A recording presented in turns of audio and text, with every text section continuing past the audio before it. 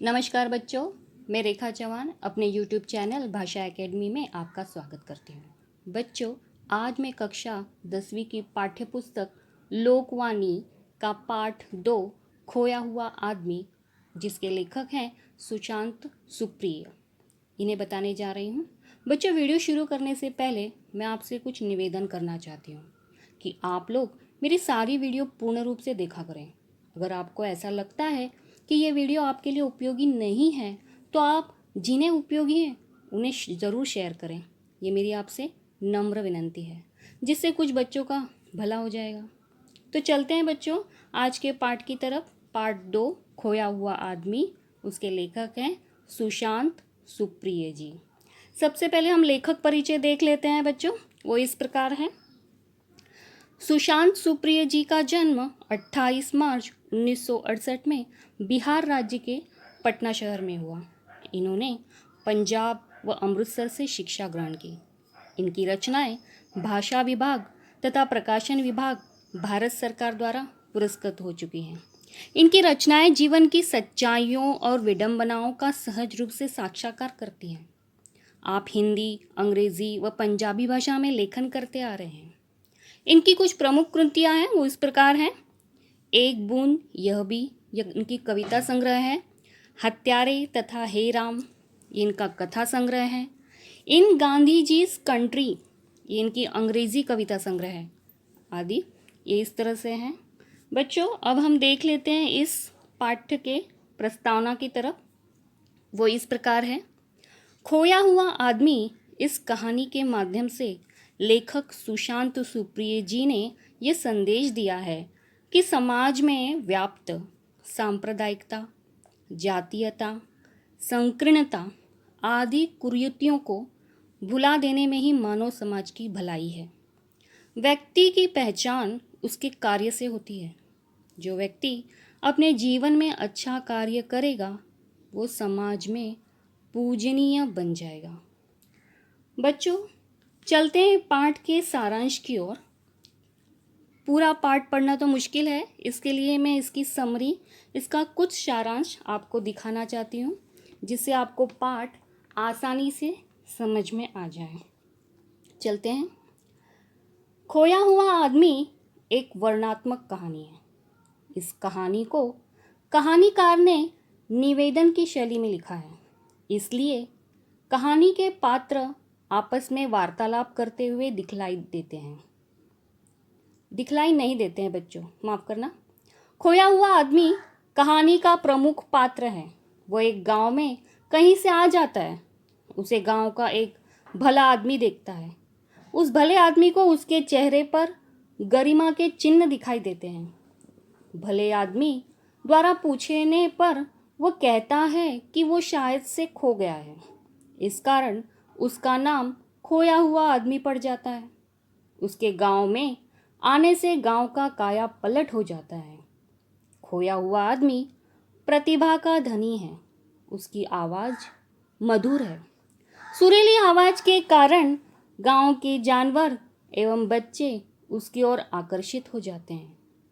गांव की एक वृद्धा उसे अपना बचपन में खोया हुआ बेटा मान लेती है। वह भी उस वृद्धा की पूरी निष्ठा से सेवा करता है। वह गांव वालों को परिश्रम का महत्व समझाता है। गांव वाले परिश्रम करना शुरू कर देते हैं। इस प्रकार गांव के खेतों में फसलें लहलाने लगती हैं और गांव का तालाब भी पानी से भर जाता है। धीरे धीरे गांव के सभी लोग उसके प्रशंसक बन जाते हैं। उसके द्वारा गांव वालों को समझाने के कारण गांव में आपसी भाईचारा बढ़ने लगता है और दलितों का शोषण बंद हो गया। गांव के सभी जाति धर्म के लोग एक दूसरे के साथ मिलजुल कर रहने लगते हैं और मिलकर त्यौहार मनाने लगते हैं। इस कारण गांव से सांप्रदायिकता एवं जातिवाद की भावना दूर हो जाती है। गांव की स्त्रियों की दशा में सुधार आता है और उन्हें भी सम्मान मिलने लगता है। उन पर होने वाले अत्याचार खत्म हो जाते हैं। एक रात गांव में मौसम खराब हो गया था। भीषण गड़गड़ाहट के साथ बिजली गिरी। जब दूसरे दिन सुबह मौसम साफ हुआ तो खोए हुए आदमी का कहीं पता नहीं था। सभी लोगों ने उसे बहुत ढूंढा, परंतु उसका कोई पता नहीं चला। इससे गांव के सभी लोग दुखी हो गए। गांव वाले उस आदमी की याद में गांव के बीचों बीच उसकी मूर्ति स्थापित करते हैं और अब पंचायत की सभी बैठक उसी मूर्ति के पास होने लगती है। वे उसके द्वारा दिखाए गए मार्ग पर चलने की ठान लेते हैं।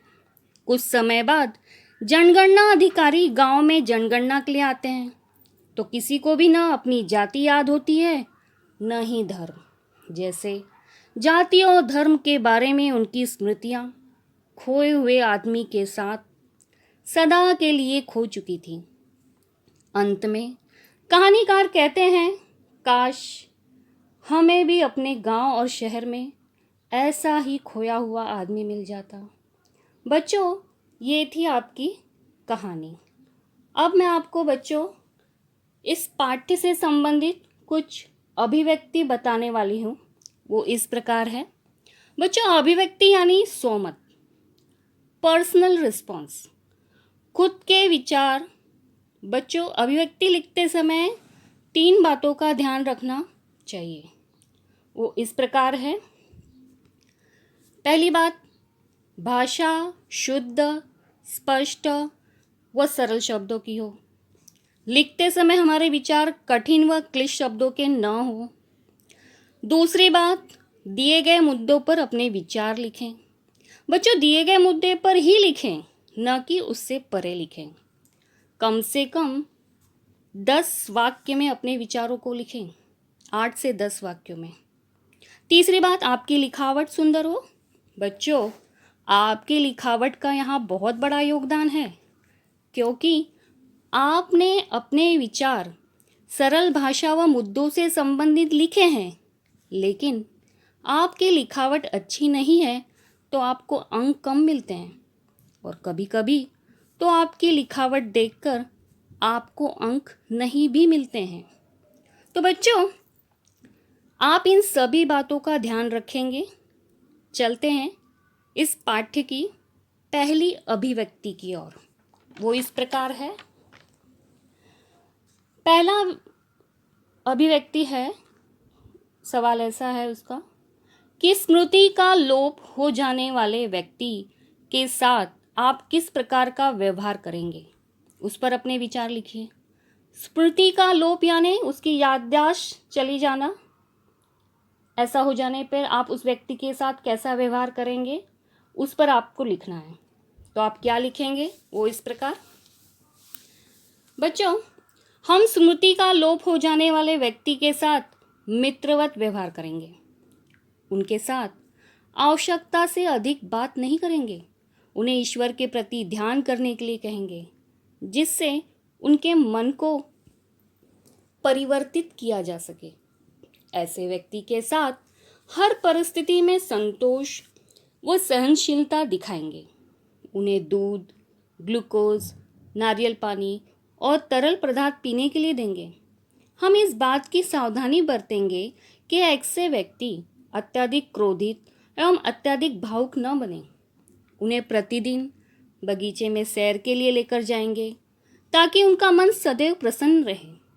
उनसे यदि कोई गलती हो जाती है तो उन्हें बड़े प्यार से समझाएंगे।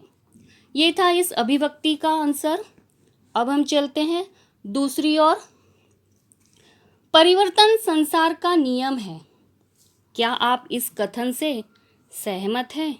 इस पर अपने विचार लिखिए। ये इस प्रकार है। जी हाँ बच्चों, मैं इस कथन से सहमत हूँ। छोड़ो कल की बातें, कल की बात पुरानी, नए दौर से लिखेंगे हम मिलकर नई कहानी। ये तो आपने सुना ही होगा। कितनी सच्चाई है इस गीत में। इस संसार में कुछ भी अपरिवर्तनशील नहीं है। व्यक्ति को समय के अनुसार बदलना पड़ता है। समय व परिस्थिति के सामने नतमस्तक होकर व्यक्ति को अपनी पुरानी परंपरा एवं रीति रिवाजों का त्याग करना ही पड़ता है। आज विज्ञान व तकनीकें इस युग में सर्वधर्म समभाव, भाईचारा व स्त्री पुरुष समानता आदि मूल्यों का प्रचार प्रसार होता दिखाई दे रहा है। आज शिक्षा का सर्वत्र प्रसार हो गया है। इस कारण लोगों की मानसिकता में सकारात्मक बदलाव होता दिखाई दे रहा है। आज गांव में रहने वाली लड़कियां एवं स्त्रियां भी स्कूल कॉलेज जाकर आत्मनिर्भर हो रही हैं। सर्वत्र परिवर्तन की धूम मची हुई है। ये था बच्चों अपनी इस अभिव्यक्ति का उत्तर। अब हम तीसरी अभिव्यक्ति की ओर चलते हैं।